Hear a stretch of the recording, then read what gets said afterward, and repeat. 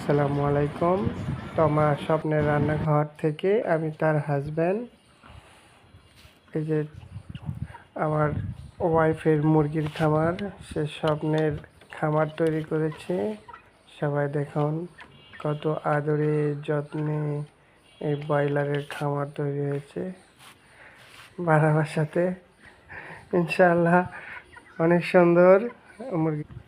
আপনারা জেনে আরও খুশি হবেন যে এই মুরগিগুলো এক একটা 5 কেজি ওজন করে হয়ে গেছে প্রায়। আমরা যে বাসায় থাকি সে বাসা সবুজে শ্যামলে ঘেরা।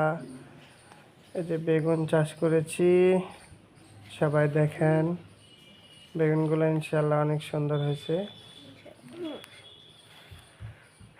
পাশে কিছু শাক সবজি, এই যে সবজি দেখতে পাচ্ছেন কলমি শাক। আমাদের কলমি শাক কিনতে হয় না, ইনশাল্লাহ বাসারি কলমি শাক দিয়েই হয়ে যায়।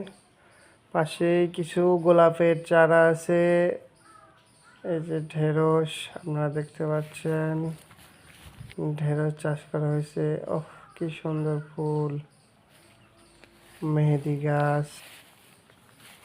আর পাশে দেখবেন গোলাপ। গোলাপ তো সবাই পছন্দ করেন, তাই না? অনেক সুন্দর বেগুনি রঙের গোলাপ। তিনতলাতে আমার ছেলের খেলার সাথী, সে হাত নাড়া নাড়া দেখাচ্ছে। আপনাদের ভাবে খালি পায়ে কিছু বের হয়ে মাঠে ঘোরাঘুরি করতেছে।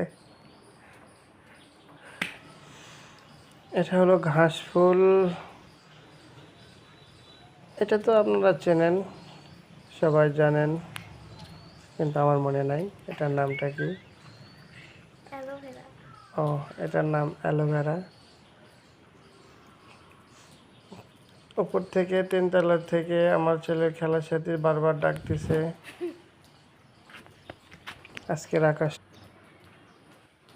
আজকের আকাশটা দেখতে অনেক নীল, মেঘাচ্ছন্ন, আকাশে ভরা। সবাই দেখতে পাচ্ছেন সকালে অনেক বৃষ্টি হয়েছে। এখন মেঘ বাতাসে দোল খাচ্ছে। এটা হলো পেঁপে গাছ, গাছে অনেক পেঁপে ধরেছে। ঠিক যে সময়ে আমি ঘুমে বিভোর হয়েছিলাম, সেই সময় আপনার ভাবি এসে দেখেন কি শুরু করছে। মনটা কেমনটা লাগে কন।